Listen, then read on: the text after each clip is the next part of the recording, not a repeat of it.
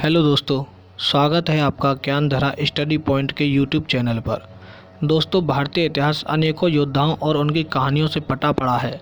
इतिहास में वीरों ने अपने पराक्रम और शौर्य की वो छाप छोड़ी है जो इतिहास के पन्नों को पलटने पर एक एक करके हमारे सामने आ जाती है। चलिए तो पलटते हैं अपने गौरवशाली इतिहास के सुनहरे पन्नों को और सुनाते हैं आपको महान वीरों की गोरा और बादल की गाथा।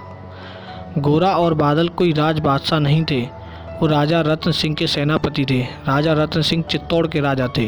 गोरा राजा रत्न सिंह के सबसे प्रिय और विश्वसनीय लोगों में से एक थे। बादल गोरा के भतीजे थे। राजा रत्न सिंह ने रानी पद्मिनी से शादी की थी, जिनके सौंदर्य के चर्चे आसपास के राज्यों में थे। राघव चेतन रतन सिंह के दरबार में संगीतज्ञ था। राघव चेतन तंत्र विद्या का ज्ञानी था। एक बार रतन सिंह ने उसे तंत्र विद्या करते हुए पकड़ लिया और राज्य से बाहर निकाल दिया। राघव चेतन अपमानित होकर दिल्ली अलाउद्दीन खिलजी के पास पहुंच गया।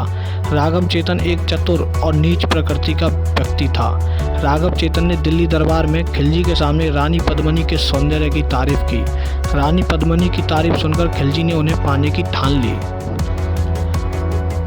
अलाउद्दीन ने अपनी सेना चित्तौड़ पर हमला करने के लिए भेजी, लेकिन खिलजी की सेना चित्तौड़गढ़ दुर्ग को भेज न सकी।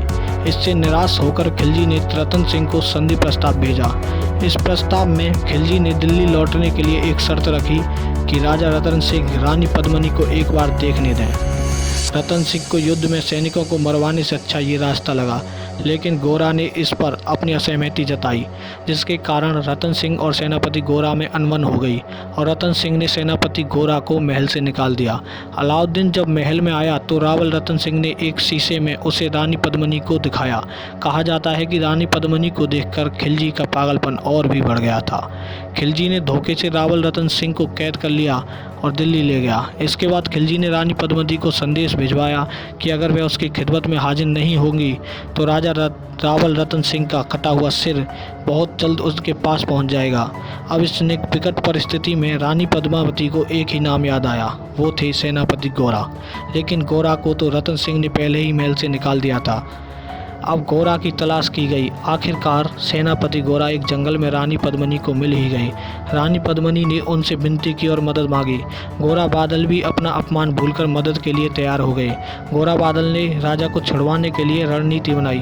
गोरा ने 700 डोलियां बनवाई। उन डोलियों में 700 सैनिक थे। सैनिकों को औरतों के भेष में बैठाया गया।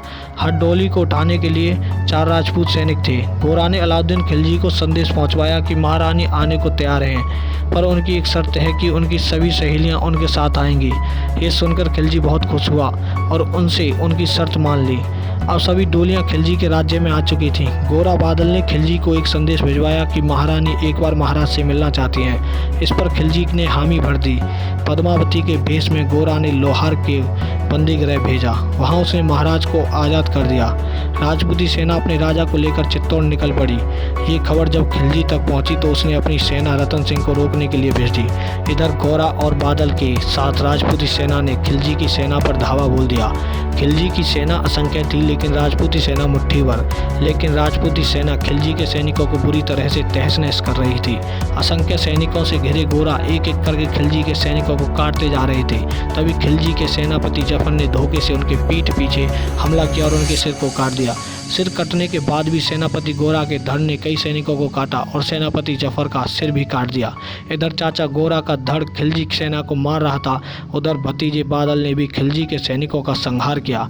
लेकिन अब सभी राजपूत वीर इस युद्ध में न्यौछावर हो गए और राजा रतन सिंह चित्तौड़ सही सलामत पहुंच गए। तो ये थी गोरा बादल की वीर गाथा, जिन्होंने अपने प्राण देकर अपनी महारानी के सम्मान और सुहाग की रक्षा की। अगर वीडियो अच्छी लगे तो लाइक करें, शेयर करें और चैनल को सब्सक्राइब कर दें।